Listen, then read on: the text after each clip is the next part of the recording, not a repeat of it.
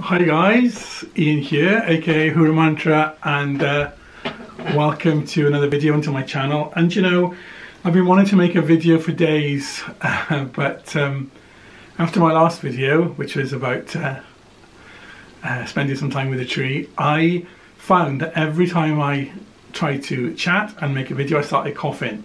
The aftermath of this this plague thing that I had.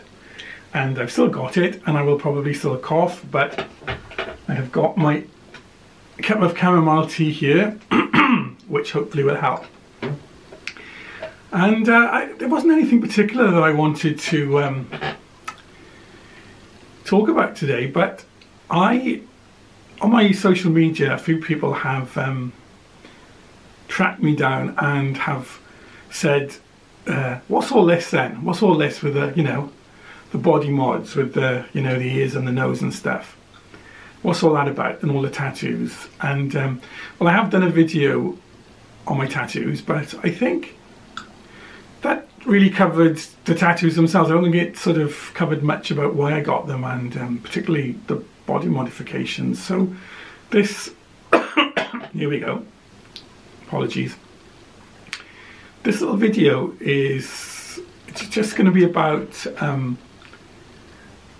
body modifications and spirituality. And before I start, let's kind of put my cards on the table. I certainly don't think that you have to have loads of tattoos and body mods to be spiritual. No, I don't think that at all. And likewise, there are people walking around covered head to toe with tattoos and have pretty much every part of their anatomy pierced, and they would not consider themselves to be particularly spiritual.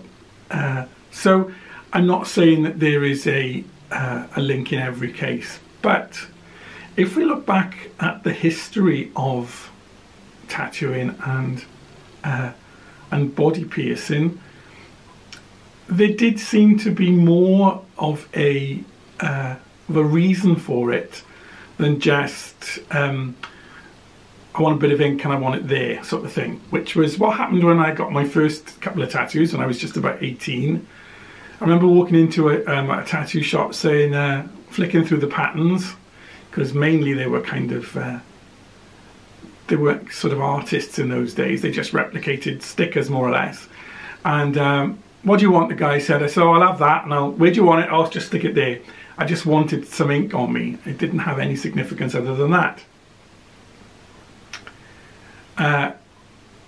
Where was I? Yes, but I think in the history of humanity, tattoos and particularly body piercings, they usually occurred at significant times in the life of the individual and spoke of something, a rite of passage or a milestone in life. And I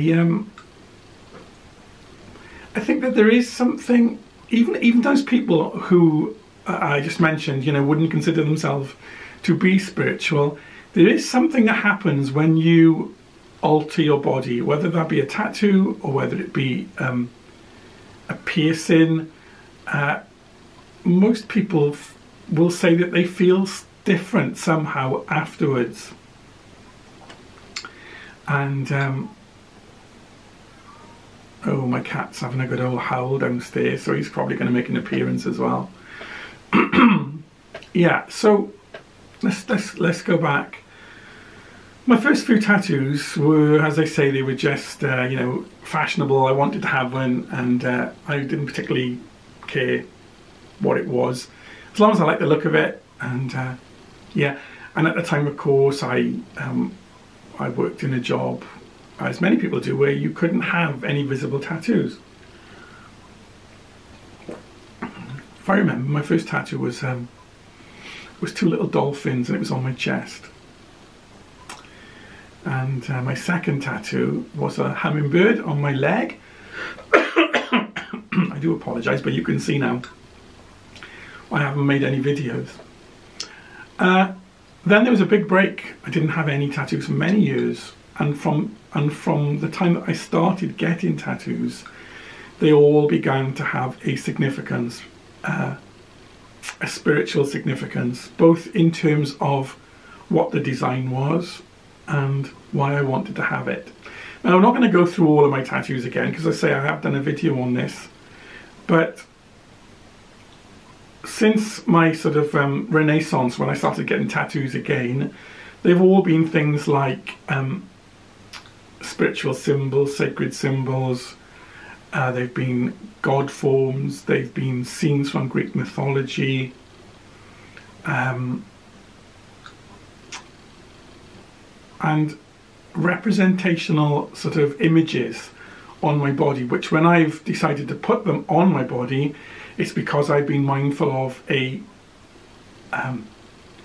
spiritual principle or an energy or something that I wanted, and I've chosen them very specifically.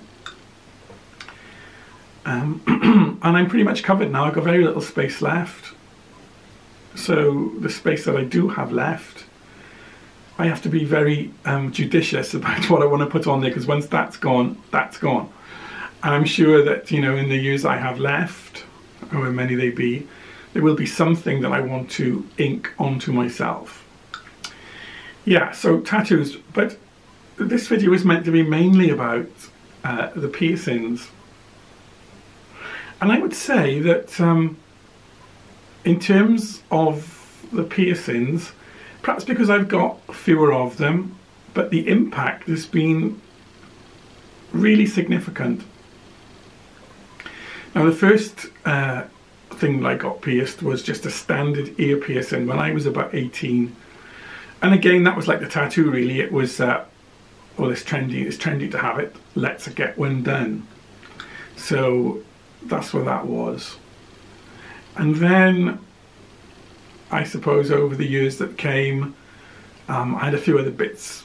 I had like my nose pierced when I was young, and that again was because I liked how it looked rather than anything else. I had one nipple pierced. I didn't get on too well with that at all. It didn't heal particularly well, and I took it out. But my later piercings was my second earlobe piercing, but I had that done specifically so that I could start to stretch my earlobes. Now, I would say of all my piercings, these stretched earlobes are the ones that I do feel the strongest, I don't know, spiritual connection to. And it did always fascinate me that, like the Easter Island statues, the death mask of Tutankhamun, the Buddha, you know, Siddhartha Gautama, the great Buddha, stretched ears. Now, I know that the Buddha took his ear jewellery out as he progressed along the road to enlightenment. And it's odd that I should put mine in as I, you know, as I'm on my journey to enlightenment, and I guess at some point they'll come out as well. But the stretched earlobes, it's very difficult to explain the feeling that I get, but I love them. And around where I live in South Wales, they're not particularly common, and certainly not at 1 inch. And I do notice that I get looked at quite a bit, probably because of the tattoos and such as well. But I do love my stretched earlobes. When I think about them, I feel a sense of, I don't know, calmness and serenity, and with all my piercings really, of doing something that goes back thousands of years, an ancestral connection, an ancestral process, altering my body, and then my nose piercing. Now, this was the strangest experience for me, because I'd always hated septum piercings. I always thought they looked very ugly, very primitive, and you would see them on pigs, wouldn't you, and bulls, and no, I thought they were ugly. And then one morning I woke up and I just wanted one.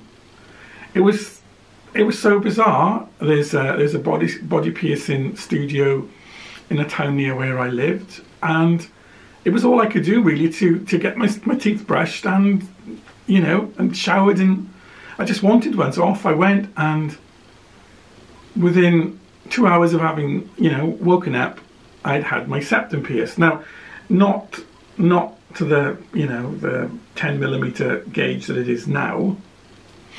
It was only a you know, a tiny thing with a small ring, and I stretched that up over the months. But yeah, the significance of of the septum piercing. I've been looking at a little bit of research on tribal customs, and the septum, whereas the ears are spirituality, the septum is bravery, warrior, rite of passage, becoming a man. I do apologise. And I definitely feel changed by my body modifications. Now, why might that be? Well, if we think that in many spiritual schools and religious teachings, the body is the temple. The body is the temple of the divine being. The body is the temple of the body of light, the vehicle and vessel of the soul, and the soul is the expression of the I, the eternal I, the individuality that stands on, I don't know, the shores of eternity and is not changed. Everything passes before it, but it endures, it remains. So if the body is the temple, change in the temple is a spiritual act. And that is my experience. That's what I have found. That as I've changed internally, I've changed my body externally. Or could it be the other way around? As I've changed my body externally, so I have changed internally. But I guess what I'm saying is, for me personally, I can only speak for myself. I've changed my body, and my body has become changed as I have changed inside. As my perceptions, as my understanding, as my experience has changed. Now, as I say, I don't think that is a benchmark of spirituality, that you cover your body in ink and poke holes in yourself. No. But for me, there has definitely been a connection with spiritual change, and particularly with connection with ancestral history, and with the experience of all those that have gone before. And not only, you know, my Welsh ancestors, but my ancestors in the world, humanity, the tribe of humanity. Anyway, that was just a rambling few thoughts, but I really did want to make a video. I miss chatting to you guys, and I wanted to share my thoughts, as I say, as I just got a pair of new jade tunnels, yeah, which I really like. Anyway, I will see you guys soon, and watch how you go, and bright blessings to you all. Bye for now.